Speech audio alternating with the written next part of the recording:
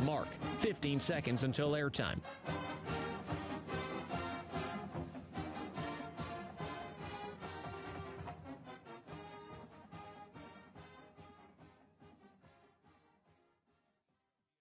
Oregon is going to the Final Four. The following is a Learfield presentation of the Oregon Sports Network. And Oregon is going to play in the national championship game. Welcome to Duck Insider. Man, it feels great to be a Duck. Give it to me, baby. My house. I'm taking it there. Their competitors, they'll want to put the O on. Three, got it! We're going to compete to a standard every day. The Oregon standard. Rebound. That's it in. 1 point more to go. The opportunity to play, put Oregon on your chest, should mean a great deal to you. Unloads on one into left field, back toward the wall. Gone! This program is staged to compete and to win championships. Oregon wins!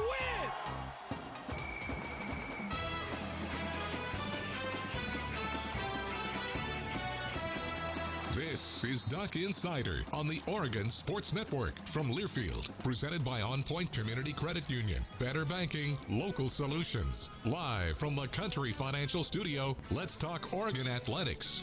Welcome inside to the Duck Insider Studios, brought to you by On Point Community Credit Union. Jordan Brenner in for the next few days. Joey Mack out for Oregon men's basketball travel, getting ready for the mountain road trip, which we'll get into a whole bunch. You know, it's a new year. It's a perfect time to reflect on legacy, New Year's resolutions, whatever, all those types of things.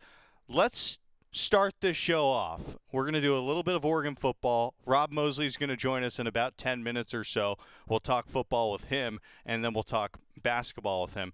But I want to start off the show just doing some reflecting on this past Oregon football season. We'll do it with a Steve Pohl video for our audience on YouTube, on Facebook, just to look at some of the highlights while I do this. Remember where you were a year ago when thinking about this program. Dan Lanning's first year, just largely considering the future of the program, there was so much uncertainty. And I just want to take a moment to congratulate Dan Lanning on his first year as head coach, right? Just the second head coach in Oregon history to win 10 games. First since Mark Helfrich, who accomplished the same feat in 2013. So just one of two head coaches to win 10 games. 2014, Helfrich's second season, we all remember what happened. One of the two greatest seasons in Oregon history. So just consider where Dan Lanning is starting and that historic place he's starting from. Pretty amazing. Bo Nix, the legacy of his 2022 season. Remember all that uncertainty about Bo Nix entering the season. Questions about the quarterback. Oh, can Bo Nix do it at home? He's never, or can Bo Nix do it away from home? He's never really done it before at Auburn on the road. I remember, and it's kind of fun to look back and now laugh at some of those opinions. I will say that confidence in Bo Nix never really wavered within the program, not even for a second. So pretty impressive season for Bo Nix as well, and credit the leadership of Bo Nix. This is a guy who comes into the state of Oregon to a completely new program, to a completely new state and culture. And what does he do? He finishes the season with a 72% completion percentage to set a new single-season record. So even if Bo Nix wasn't coming back next year, and fortunately for all of us he is, he leaves that legacy behind here for the Ducks. And, you know, you just can't help but think about what type of encore he's going to have in 2023. That's going to be fun to think about. Bo Nix didn't quite have it the last few weeks of the season, clearly battling injuries. But what an amazing thing to watch him dig deep, especially in that Holiday Bowl, and carry the team down the stretch. So Bo Nix, year two, Dan Lanning, year two. That's a fun thing to think about. You know, it's interesting. You think about college football and the legacy of this season.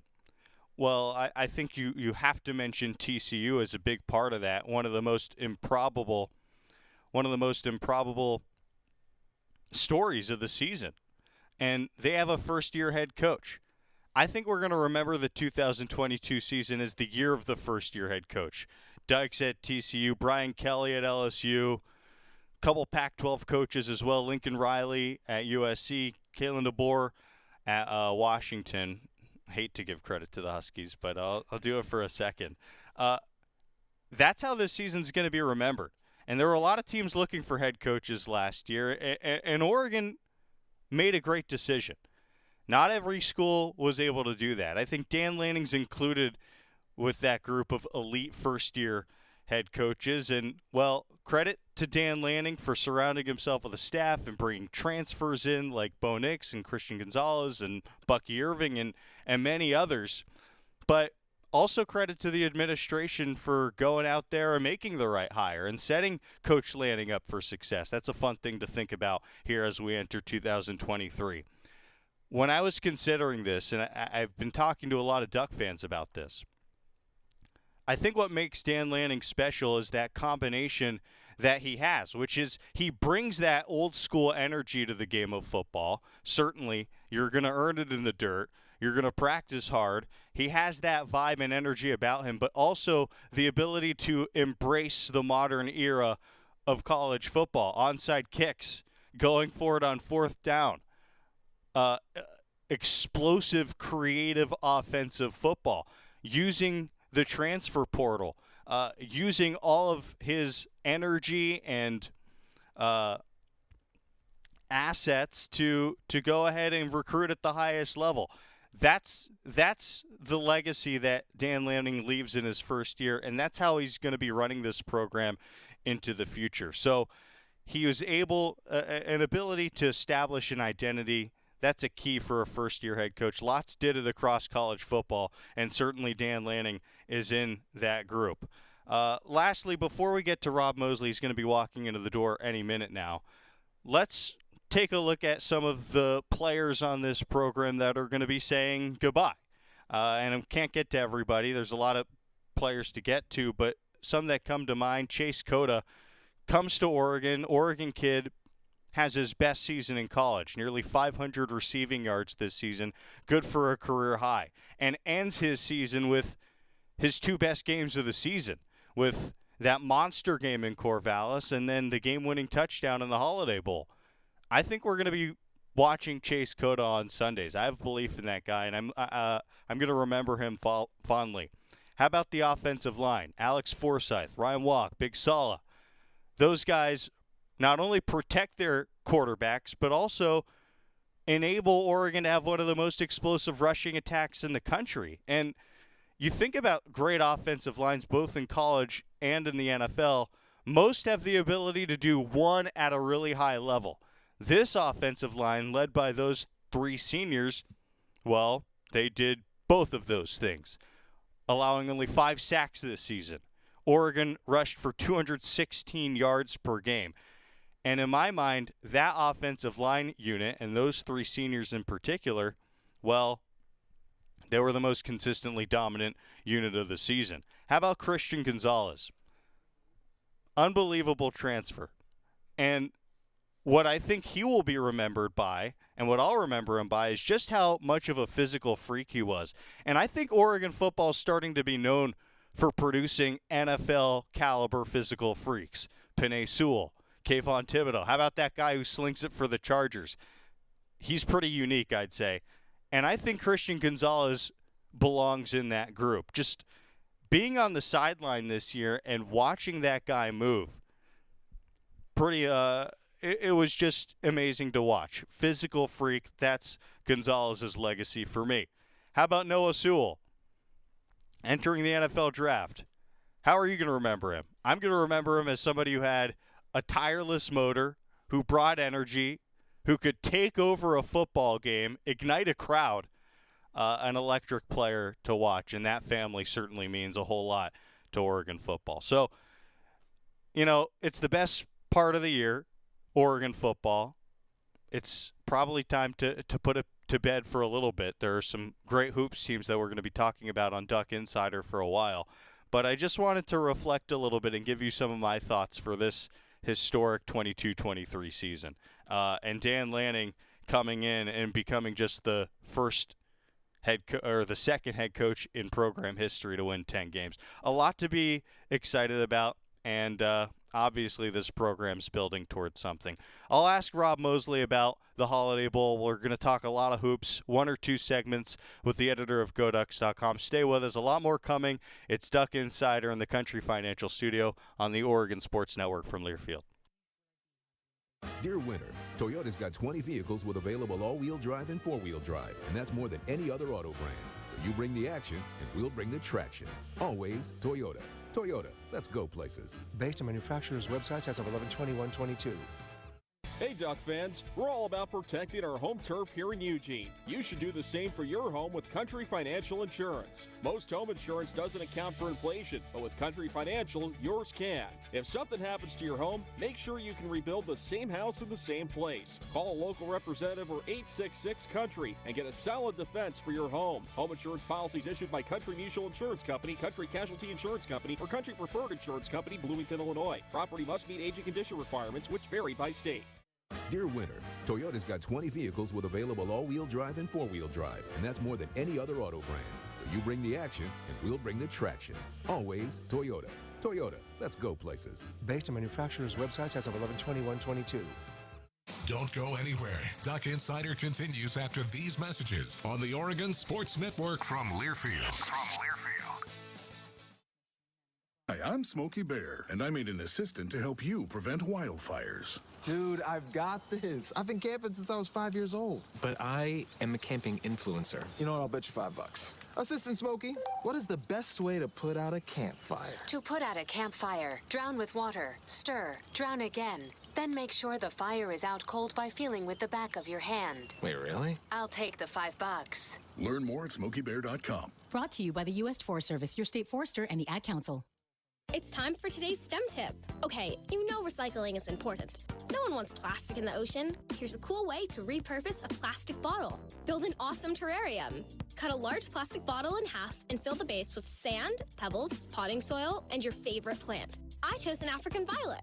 Put the top of the bottle over your base and place it in the sun. Your plant will grow sealed in its own ecosystem. Fun, right? Learn more at She Can STEM. A message from the Ad Council.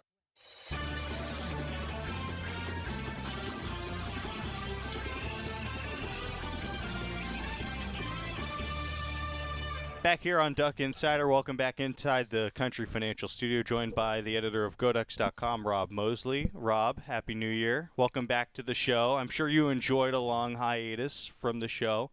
Let me start you with this. Any New Year's resolutions, or are you ethically against that idea? I wouldn't say I'm ethically against it. Okay. Anything but approaching that someone can use to trigger a positive change in their mindset, I'm all for it. I'm all for that. I don't happen to need any subscribe to that. Oh, God knows I need any. I'm sure I need some for sure, but not. Yeah, I just, you try to keep in mind that if you need to make some sort of behavioral change, any day is the best day to start that, and the first day of the year doesn't necessarily need to be that. Yeah, if there's something. If you need to lose a little weight or start working out or whatever, just do it. Are you talking to me in particular? Or? No, those who live in glass houses need not throw stones. So I try to avoid that for sure. Well, that was motivational. That was interesting to listen to, and it makes me wonder why more head coaches on teams here don't have you speak to the student athletes with how motivational that was. Do you ever get pulled aside to give those types of speeches? One time, Willie Taggart had a habit of just sort of looking up at the end of practice and pulling someone at random up to the front to talk to the team after practice. Kind of like Joey's 2-minute life stories type of deal, or what was it? What was the speech like? Well, I'd seen it enough that I had, as he put it, I had something in my back pocket. Okay, just in case. Yeah. So I related to the guys how I'd never played football, but as someone who has trained for and run a couple marathons, how much just attitude can impact the quality of a workout. And so my message to them was, hey, like, we were in the most, like, every day when you walk through that door, kind of your attitude in that moment when you walk through the door to take the field for practice can really determine the quality of the practice that you have. And Coach was impressed. Although when he tried to call me up, he first called me Andy because he was one of those people that couldn't keep me and Andy Mack. Couldn't remember whose name was what between the two of us. But you clearly don't hold grudges. No, certainly not. Yeah, and he was not the only one. I mean, Lord knows, and I think Andy McNamara has had this experience in the past as well, where somebody's calling out the name of the other one, trying to get our attention, whether it's at the sideline of a football game or something like that. That happened to both of us quite a lot back in the era when we were connected at the hip. Well, I think when I first got to Oregon a handful of years ago, I probably made the same mistake too. Yeah, but that's it's a normal thing. Yep. A lot to talk about, I should say. We'll start with football. I want to get to hoops as well. It's a new year. I find myself reflecting on the legacy of a lot of things. I think that's kind of what we tend to do in this profession. What is the legacy of Dan Lanning's first year as Oregon football head coach, if you had to summarize it a little bit? Well, when you talk about legacy, I mean that can only be determined in hindsight. I mean, the 2022 season will always be significant in that it was the first year of the Dan Lanning era. What that era looks like, and therefore kind of how that contextualizes this past season, is a story that remains to be told. But yeah, I mean, I think when you're talking about the historical record and the annals of Oregon football history, it's hard to think of anything else that happened this year that could supersede, the first bullet point about 2022 being that was Dan Lanning's first year at Oregon, and when he began putting his stamp on the program, whatever that ends up looking like. So that's the first bullet point. Some other things that come to my mind, maybe not legacy, but how I'm going to remember this season moving forward, was the impact that certain transfers had on this program this year. Gonzalez, Bo Nix, Bucky Irving, those three guys come to mind. Well, you look at the Holiday Bowl, and the biggest play of the game was probably made by Bo Nix and Chase Cota. Yep. And if that was 1A, then 1B was made by Casey Rogers. Player of the game was Bucky Irving. Bucky Irving, yeah, offensive player of the game. So, yeah, when you look at this staff's ability to identify and recruit, impact guys out of the portal, Christian Gonzalez, who was just phenomenal defensively all year, didn't play in the game, but was committed enough to this program and to his teammates to have attended every practice and help guys work through drills throughout the month of December, and then make the trip and be on the sideline and and take some arrows from Oregon fans, unfortunately, questioning why he would want to be around but not play in the game and yet still be kind of stout-hearted enough to accept that and be comfortable with his decision and still feel like he could help this team, which I think he did. I think he had a positive presence. I think, it just speaks volumes about, again, identifying, Riley in the middle of the defensive line. There's just, a lot of impact guys that came out of the portal. Obviously, this is a time of year or maybe earlier in December when you were kind of focused on guys going into the portal. But when you look at the way the portal paid dividends for this program too, that's definitely a significant storyline about this season. If you look at college football in general, I think this season will be remembered in large part because of how many first-year head coaches had big success. Sonny Dykes, Kellen DeBoer, Lincoln Riley, Brian Kelly. I think Dan Lanning's in that group, and it's, for me, the most important thing a head coach can do in his first season as head coach is establish that identity. I think Dan Lanning did it. How would you define what he set in place here as an identity for this program? I haven't really put much thought into that. I think one of the critical elements that the program, that the athletic department was looking to see sustained, was the level that the program had been recruiting the previous years. And so, maintain or even build on that momentum, I think, there was a desire to get a coach that could leverage the brand and everything else to try to keep recruiting at a really high level. And so I think if you look at the recruiting class that's been assembled, particularly now that this staff has had a full year, I think it's clear that they're checking that box. That there's just an appreciation, I think, gained over the years for how much just talent matters. That for a while this was a program and a department that would try to kind of break down the door and bust into the party, crash the party every few years by a convergence of talent and also circumstances and the right coaching and this and that. But that's a hard thing to sustain. That's probably an impossible thing to sustain. You just need to recruit at a really high level. So I think the desire to continue doing that was there. And so I think, Coach Lanning obviously and his staff checked that box. Would you agree that another part of it? Let me finish. I think there's an element too of I think there was a sense from the fan base at large, and particularly some long-time fans, that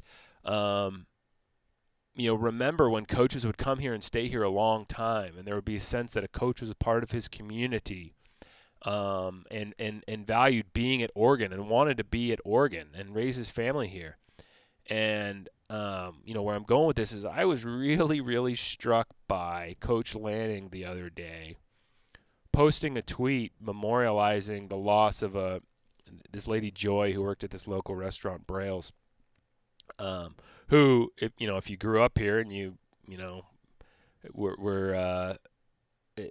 Braille's was kind of, for lack of a better term, kind of the hangover breakfast spot around campus, and Joy was a fixture there. Somebody I knew of well from eating some hangover breakfasts there.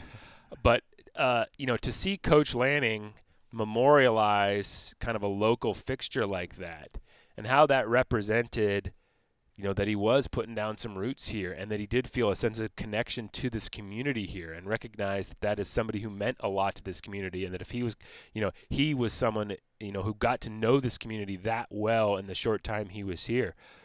I think that was something that a lot of people around here were really looking for as a football coach who would have that level of connection with our community, that maybe some, guy, the last two guys who their dream job was somewhere else, that, a guy who would kind of act like his dream job was the one he had and that was here and wasn't looking to move on. So I think that was really, it clearly impacted me. And I think that was impactful too. And, Coach Lanning talks about connection. Connection was kind of the one of the things that compelled Christian Gonzalez to stick around the program. And I think another example of that was the way Coach Lanning demonstrated his connection with his community too. So that's another box that I think he checked that, I think a lot of fans were really happy to see.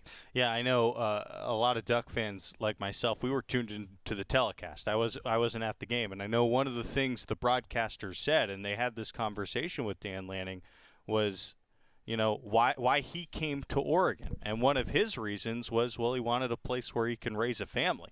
That was one of the boxes that he had to check, and I've gotten that feeling from him in year one too.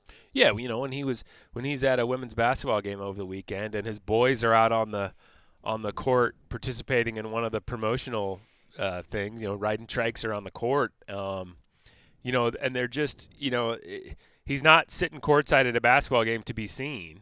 He's sitting there to enjoy a game with his family and participate in being a fan, and so yeah, you never know where in today's world of college athletics, everything feels like it could change at a moment's notice, and so you never want to take anything for granted. But I think for 1 year, for right now, for sure. It just feels like this coach, this program, this community have a bond unlike we've seen around here in several years, and I think a lot of people appreciate that. Yes, it's exciting to think about the future of Oregon football and Dan Lanning, his future in Eugene. Rob, can you stick around for one more segment? Great. He's the editor of GoDucks.com, and we're coming back second half of this interview. We'll talk hoops on the Oregon Sports Network from Learfield.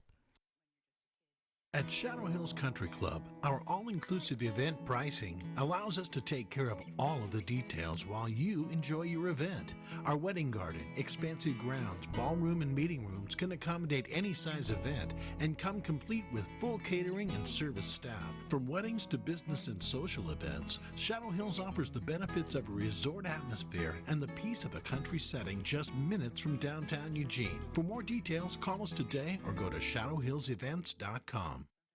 From the weight room to the classroom, on the field and off it, On Point proudly supports University of Oregon athletics because student athletes do so much more than bring us pride on game day. They bring our entire community together in Eugene and all across Oregon. So whether you're watching the game in the stadium, at home, or at your favorite local business, their success makes all of us stronger. On Point Community Credit Union, onpointcu.com. Federally insured by NCUA, Equal Housing Opportunity. Duck Insider continues after this timeout on the Oregon Sports Network from Learfield.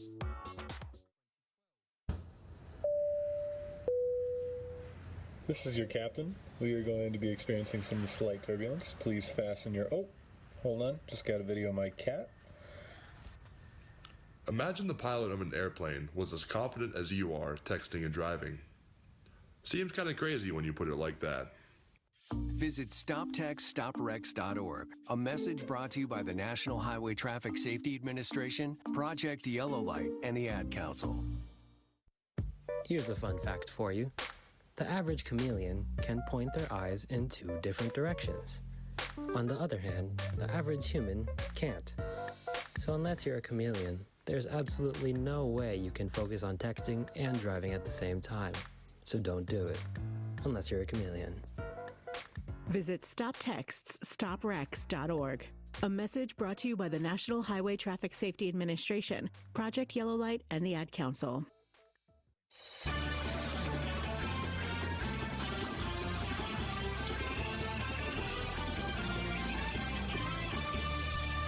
Welcome back to the Country Financial Studios. Duck Insiders brought to you by On Point Community Credit Union. Joined by the editor of GoDucks.com, Rob Mosley, nice enough to join us for another segment.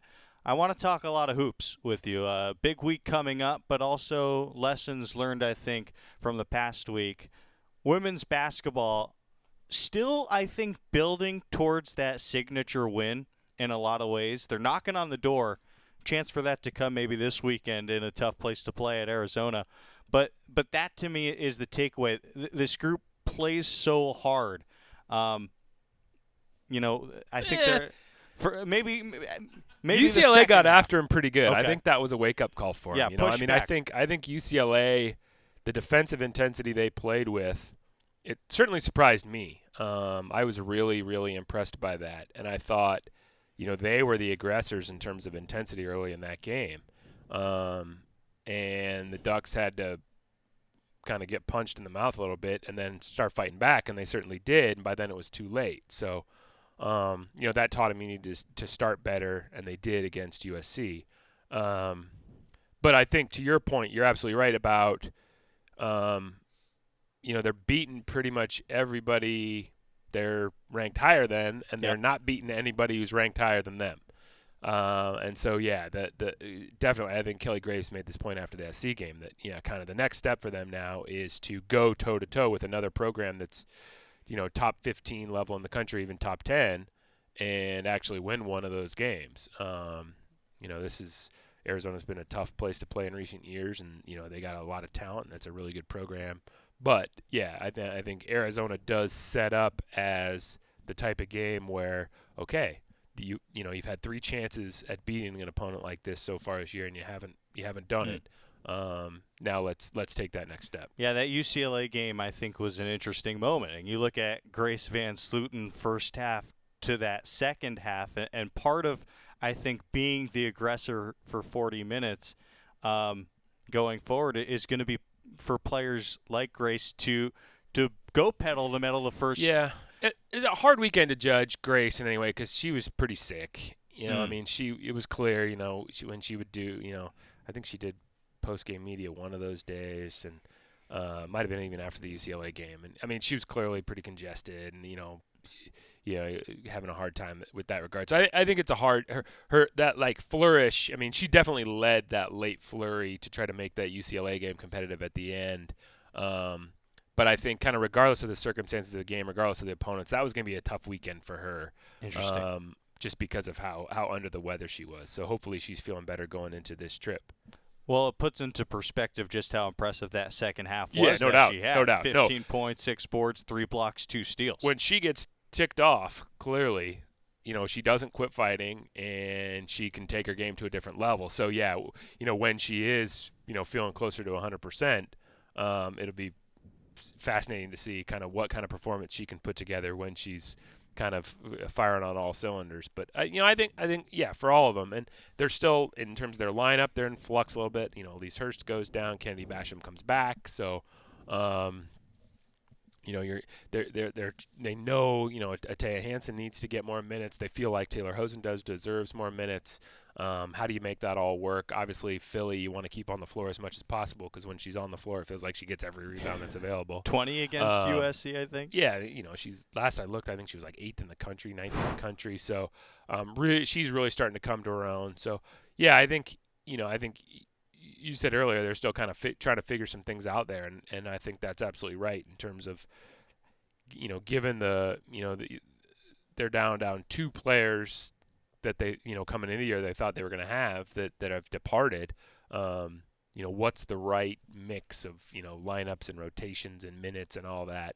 It's now it's something you got to kind of work through on the fly through the rigors of the conference schedule. But, that's why Kelly Graves gets paid the big bucks. No doubt. India Rogers. Yeah. Really good last year. Yeah. They got to close out on her this year. Was she shooting like 46% from behind the arc, up from 31% last year? And yeah, but you cheat toward the 3-point line, she'll just go right by you. And that's what opponents are running into this year. Yeah, and her ability to make things happen with deflections on the defensive end, and then get into the fast break and run the court and finish in transition. I mean, yeah, she's just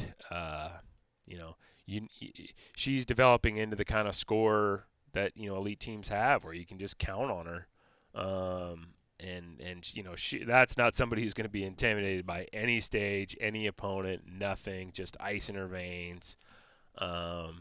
It's been fun to watch. She's a really good kid. I really like her on a personal level, and it's really fun to watch her. I mean, for folks who don't know, my wife is their director of operations, so the connection I have with that program is different than the connection I have with any other program. I mean, I'm just around them a lot more. I get to know them on a kind of a different level, a personal level. So I am biased when it comes to all of our programs, but I'm particularly biased when it comes to that one. And just really proud of India for sure, and the kind of the next step she's taken this year. Yeah, averaging 23.6 points per game in Pac-12 games. Small sample size. Sure would be great to see that get sustained. Yeah, I'd love to see that this weekend. For the men this week, if you told me before the game against Oregon State that Dante's going to play 18 minutes and be in foul trouble, the Beavers are going to shoot 50% from 3 compared to just 27% for Oregon. That game felt like – it was weird watching that game on the heels of the women's game against UCLA, because, like, both of those games – the opponent made a bunch of threes that you just didn't count on them making, and just totally changed the tenor of the game. It was weird to have those happen back-to-back, and obviously it's men versus women. I mean, it's totally different circumstances, so there's no sense that there would be any kind of common cause for that, but it was really weird to see that happen, play out back-to-back nights. So how did the men's team overcome those damaging figures, let's say? I think if you ask Dana Altman, it's 2 words: Will Richardson. I mean, he was just really, really good, and kind of that again, the commonalities between those 2 games, kind of the way Grace Van Sluten played down the stretch against UCLA, Will Richardson did the same thing in the Oregon State men's game. That one was just, they hadn't put themselves in as big of a hole, and were able to come out with a win instead of just, coming back and coming up just short. But, yeah, the commonalities between those 2 games, it was weird. Yeah. Well, building towards something. Hopefully the team gets healthy, but what other New Year's resolutions would you say there are for Oregon men's basketball in the next couple weeks? Yeah, you just got to get healthy. I mean, you just got to do everything you can if you're those guys in terms of rehab, rest, recovery, all that to just try to have as many guys available. Because I think the ceiling for this team is really, really high still. Yeah. Obviously, you're definitely on the outside looking in of kind of the tournament picture right now, but that can change. I mean, there's still a lot of basketball left, and there's some, big-time matchups coming up and some potentially resume-building wins you can get if you can, get some wins, particularly away from home. And I just think, when they get some guys back and can take a little bit of the pressure off Will in terms of handling the ball, opens him up even more as a scorer, and he's finding, scoring opportunities even with all the pressure that's on him right now. And then you see Dante, I mean, God, he stepped out and made like a 10-footer the other day. It was like, oh, if that becomes his part of his game, he is trouble.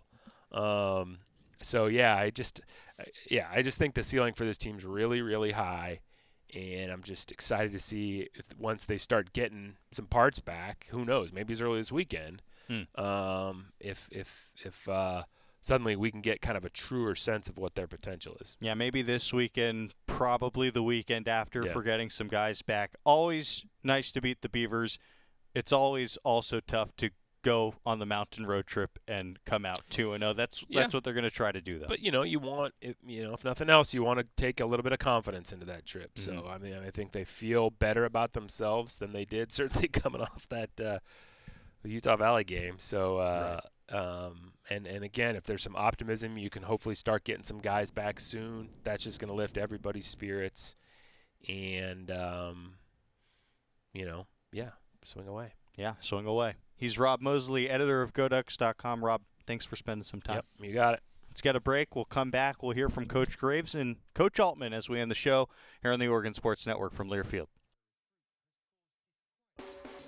Hey, Duck fans! The official 2022 Oregon football trading cards are now available exclusively at your local Oregon Jackson's food stores. The cards feature over 100 of your favorite Duck football student athletes from the 2022 season. Each pack contains 14 cards, and 1 out of every 10 packs will contain a special edition signed card, so be sure to collect them all to complete your set. Visit Jacksons.com for store locations. Jacksons.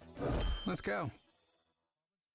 From the weight room to the classroom, on the field and off it, On Point proudly supports University of Oregon athletics because student athletes do so much more than bring us pride on game day. They bring our entire community together in Eugene and all across Oregon. So whether you're watching the game in the stadium, at home, or at your favorite local business, their success makes all of us stronger. On Point Community Credit Union, onpointcu.com. Federally insured by NCUA, Equal Housing Opportunity. Duck Insider, your home for the latest news on Oregon athletics on the Oregon Sports Network from Learfield. Guys, it's me, Isabella Gomez, filling in for Smokey Bear because he's got more to say than just... Only you can prevent wildfires. Like, if you're outside enjoying a barbecue, don't let a hamburger distract you from fire safety. Make sure you aren't dumping your hot coals or ashes onto the ground because that could start a wildfire. So take wildfire prevention seriously and let's save the world one day at a time. Juntos con Smokey Bear, podemos hacerlo. Go to smokeybear.com to learn more about wildfire prevention. Brought to you by the U.S. Forest Service, your state forester, and the Ad Council. Adopt US Kids presents What to Expect When You're Expecting a Teenager. Learning the lingo. GOAT, G-O-A-T, acronym, stands for Greatest of All Time. As in, spaghetti sandwiches for dinner? They're my fave. Dad, you're the GOAT. You don't have to speak teen to be a perfect parent. Thousands of teens in foster care will love you just the same. Visit adoptuskids.org. Brought to you by the U.S. Department of Health and Human Services, Adopt US Kids, and the Ad Council.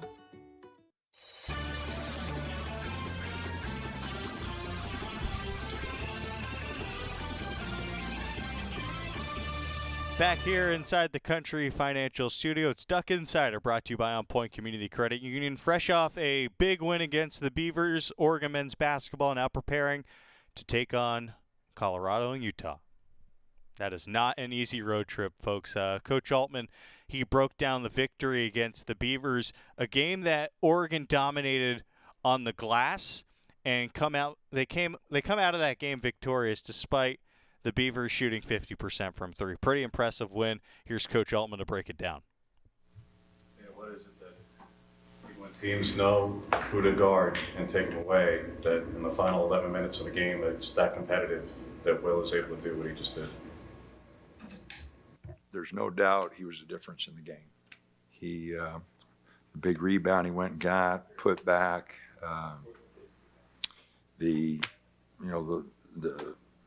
When they took the lead, we put him on the top of the key and cleared it, and he took it and got a bucket. He just made big play after big play. He's really fighting it. He's doing a great job. He by far was the best player on the floor tonight, in my opinion. I thought he played great. So he did a great job, except, we gave up 4 threes in the first 5 minutes of the game, and then we gave up 5 shots at the bucket to start second half. We had 2 really bad stretches, 15 points to start the game, 10 points to start second half. That's 25 that we gave up real easily. And but other than those 2 stretches, I thought we played better defensively. We had our high for deflections, which after Utah Valley, we did a poor job at tracing the ball and didn't get any deflections, didn't get any steals. And tonight we had 32 deflections, which is a good number for us. So, we made some improvements in some areas. Khalil showed a little bit more aggressiveness, a little bit more energy. There's still a ton more there, but he at least acted like he wanted to be here tonight. I thought we made a step, but we don't win that game without Will really buckling down that last part of it, and not only offensively, but I thought he did a good job defensively also. It was about a month ago that you started talking about really the way he was taking ownership. Can you imagine where you'd be right now without the job he's done? Not to, I'm not excited about where we're at, but I know if we didn't have him, we would really be struggling. We got one good ball handler. Brennan's picking it up a little bit. Waldo's picking it up a little bit. But, we got the ball in his hands 90% of the time. And so we'd be in big trouble. Without his leadership and without his production, he's keeping the team together. He's trying to get guys to play harder. We've had really good leaders over the past, but the job he's done since the Michigan State game, since Connecticut game, is as good as we've had. He's really engaged. He's really taken ownership of the team, and he's done a tremendous job. Did you see or hear anything change over the last 10 days with your guys? You guys were kind of down and frustrated after that Utah Valley game, and to have some positive momentum into this game, did you see anything change? Well, the guys probably needed a break, but we had a couple good days of practice, and that translated a little bit, especially that first half. I thought our energy, and with the exception of the first, so they score 15 points in the first 4 minutes, and they score 16 in 16 the rest of the half. So our defensive energy, I thought, was really good, and I didn't think we gave up any uncontested shots, and thought our movement was good. We got to keep Dante on the floor more. He had 2 really bad fouls trying to guard, penetration by guards, where he can't make those fouls. I mean, he goes 6 for 8, 5 for 7, 8 rebounds in 18 minutes. We got to have him on the floor more. So he had bad fouls, and he's been getting bad fouls. We haven't been able to play him enough. With that in mind, how important was it to have Ware come out and have the game that he had? Real important. He went 0 for 7 against Utah Valley. He didn't finish anything. And he finished 4 of 8 tonight, hit 5 of 7 free throws, got 6 boards. So much better performance than we got against Utah Valley. When your team does have those stretches that you guys are letting, you're not maybe having the defensive intensity you want, the other team's going on a run, Is it the expectation that the players kind of take ownership of that and they change it on the floor, or you may be sending a message to them that's going to help them kind of turn it around? Like, what is it? Well, I try to help them. We changed defenses, tried to change looks a little bit. I thought our zone, they went on a run there where they were getting to the basket, and we went to a little zone action, and I thought that really helped us. But no, the reason I was frustrated is scouting report. They were getting their right-hand drives. They're a strong right-handed driving team, and 4 of the baskets to start second half were all right-handed drives. And then the one was a tip-in. So they got 5 layups at the rim to start second half and took the timeout. And, we can't have stretches like that. Our offense isn't efficient enough right now to have stretches like that. Dana, are any of those guys close to getting back that are still out with injury? Are they practicing or anything? Nope. So, when they do start practicing, it'll be a really restricted minute type deal, especially with knee, foot, pelvis. They're all lower body injuries, so it's not like a hand where you can run them, you can do defensive slides. The foot, knees, and those things, they take longer to bounce back from. So when we do get them back, there will be a transition period, and I thought we'd maybe get them back here over Christmas break, but and we have to be conservative with them. Knee surgery, a foot injury, so we have to be conservative. So I'm not arguing with the doctors or the trainers. I just sure like to get a couple of those guards back to help Will a little bit. Coach, you got to watch Jackson Shellstad up at the Les Schwab during your time off. Just curious what you there's saw a from lot him. of things we can talk about. If you got to see either of his last 2 games, Wow. what you made of him. Wow. He really had a great tournament. He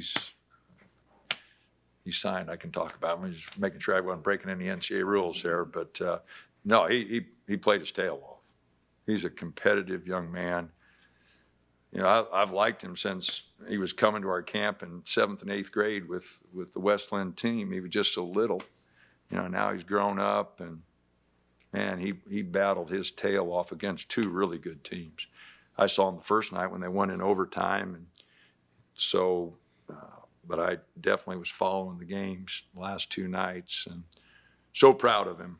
And I love his competitiveness. I don't know what it is about the water at West Lynn, but him and Peyton are 2 guys that really compete. And I don't want to always compare him to Peyton because that's not fair to him or to anybody else. But his work ethic, his love of the game, just really looking forward to working with him. Last question. Dana, is there a particular metric in terms of assessing and evaluating Will and what he's doing besides, like, he plays a ton of minutes, so some of the efficiency numbers are not going to totally reveal themselves. Or when Duarte went off, his shooting numbers were just completely ridiculous. It spoke for themselves. Is there an advanced metric, a usage percentage, an assist percentage that just kind of illustrates? I think the assist percentage is probably the most illustrative. But the thing, he's turned the ball over some, James, but we put it in his hands so much, and we're asking him to do so much. It's like asking a quarterback to make a play every time he drops back. He's going to have a few interceptions. He's going to make a few bad throws. And I don't want Will to get discouraged when he does turn it over or does take Bud, you got the ball in your hands all the time. We're going to have a few mistakes. So I don't know if there's a metric, but I watched the film over and over again, and I've watched practice over and over again, film. And to your point, where the hell would we be without him? We don't have the guys. When Keyshawn went down, that took our other ball handler with a little quickness, little pop. Nobody's making Will a bunch of shots. Now, we did tonight, like Waldo made that play in the first half where shot clock was running down. He penetrated, and Will, popped in front of their bench there and hit a 3. Don't forget, as a sophomore, when Peyton was making shots for him, he led the league in 3-point shooting. When Duarte and Eugene were making some plays for him, he was 39-40%. So low is because he's got to take him off the dribble. He doesn't get to catch and shoot. He hit that one, and then he hit the big one late there. So, no, I don't know what metric it is, James, but we would be we're in trouble the way it is, but we'd be in big trouble if it wouldn't be for him. And he definitely, in my opinion, was the difference in the game tonight. Tomorrow, Oregon against Colorado, 5:30 p.m., your pregame coverage with Joey Mack on the call, already on the road. Here's to hoping that Joey can find some tea and solve that raspy voice issue that he's been struggling with all week. That'll be a fun broadcast. Then again, the men in action on Saturday afternoon at Utah, 4 p.m. start, 3:30 for the pregame there. Get a break. We'll get to as much of Kelly Graves as we can here on Duck Insider, coming back on the Oregon Sports Network from Learfield.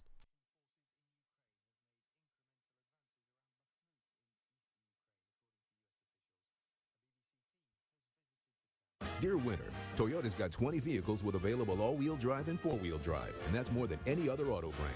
So you bring the action, and we'll bring the traction. Always Toyota. Toyota, let's go places. Based on manufacturer's websites as of 11/21/22. From the weight room to the classroom, on the field and off it, On Point proudly supports University of Oregon athletics because student athletes do so much more than bring us pride on game day. They bring our entire community together in Eugene and all across Oregon.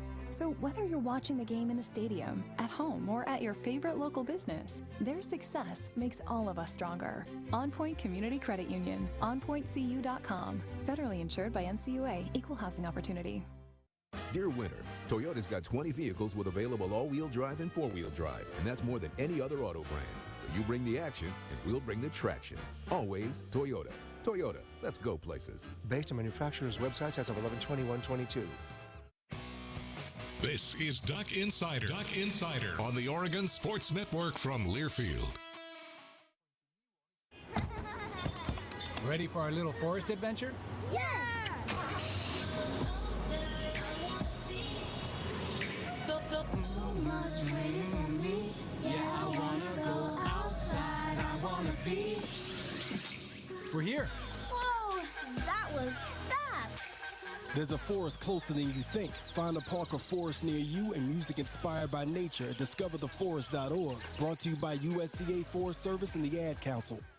You're not too cool for me. And in return, I reciprocate that sentiment. I'll never be too cool for you. I was a man with a plan, but now I'm a dad with a decree, and you can't take that from me. Please let it be noted that I told my job they can dock my pay. Right now, it's just too important to take you to school every day. I want to be legendary for you. I want you to puff out your chest when you go to school, the same way I do. I walk taller because of you, because I found everything to live for. That's dedication. Visit fatherhood.gov to hear more. Brought to you by the U.S. Department of Health and Human Services and the Ad Council.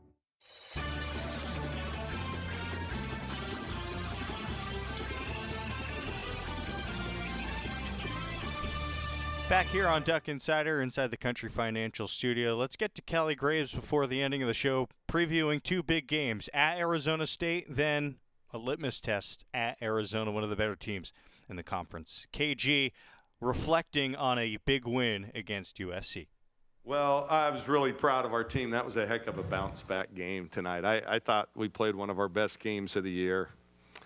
Defensively, we were on point. We got off to a great start. We flipped the turnover. We turned people over. We turned them over 20 times tonight, and they didn't turn us over as many.